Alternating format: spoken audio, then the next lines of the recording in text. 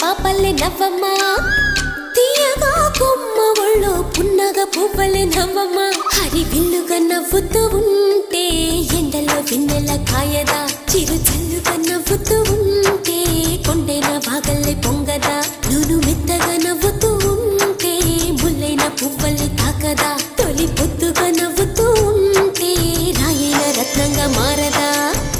హాయిగా అమ్మ ఒళ్ళో చిన్నారి పాపల్లే నవ్వమ్మ తీయగా కొమ్మ ఒళ్ళో పున్నగ పువ్వలే నవ్వమ్మ